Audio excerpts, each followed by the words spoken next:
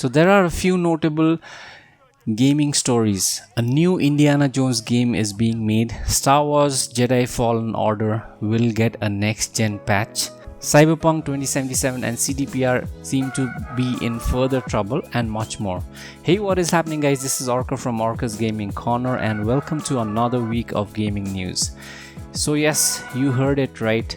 There is a new Indiana Jones video game being made by a studio named Machine Games, which falls under the ZeniMax Bethesda umbrella, and the game's executive producer is none other than Todd Howard. If you're not aware of Indiana Jones, it's a movie series starring Harrison Ford, which has usually done really well, so we are hoping that will translate to the video game world too. The story will be a complete new story, so it's good because doing a movie story would mean allowing critics and fans to make various idiotic comparisons even before the game actually launches, so that won't be happening, which is nice. Now this game was just announced, so it has a long way to go, maybe a few years till we actually see the game, but yes, as of now it is coming to PC and the Xbox consoles. Not sure whether it will hit the PlayStation consoles or not. Looks like Microsoft is gearing Indiana Jones to become the Uncharted series of Xbox consoles, and also what a coincidence, Sony is making an Uncharted movie starring Tom Holland, the latest Spider-Man actor, and Microsoft makes an Indiana Jones game. I'll be keeping an eye on this because if it turns out to be as good as Uncharted, then we are all in for a treat. Our next story has to do with the PS5 pre-order that started yesterday in India at 12 p.m. and from the comments I've read in social media forums, most people did not get their hands on a PS5. A few lucky ones did, and that was it. The console seems to be in extreme short supply, and the discless version is being completely omitted by Sony in this region, at least for now.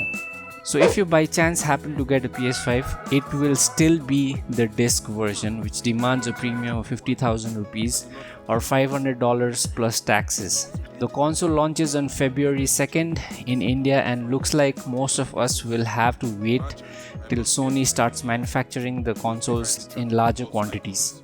Also, it has come to my knowledge that Sony is ramping up the production of the PS5, and we can expect anywhere from 18 to 20 million units produced for this year. That should help with the current shortage.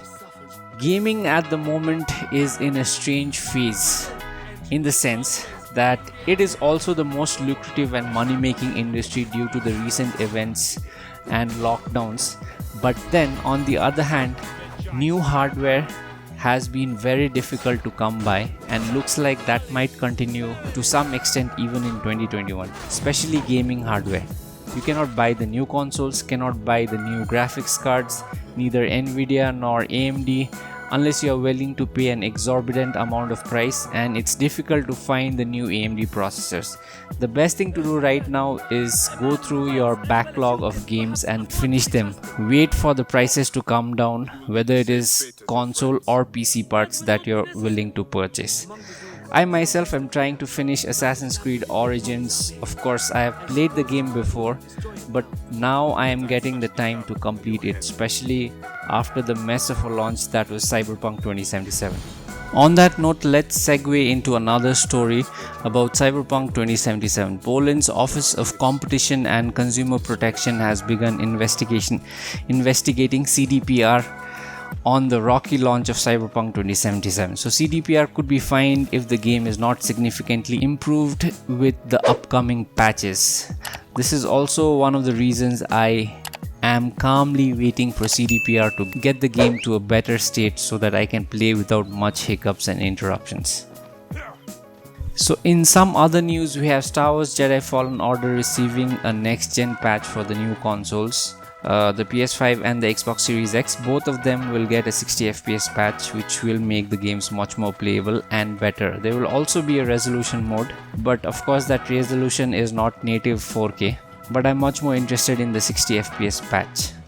Now moving on, we have lastly, Nvidia is finally adding more games to its DLSS library. So one of the biggest ones yet to come is Call of Duty Warzone and Other upcoming titles are Outsiders, and which I'm personally interested in, and Five Nights at Freddy's. This brings us to the end of this week's gaming news. Like, share and subscribe to my channel Orcus Gaming Corner, and I'll see you next week with some more gaming news.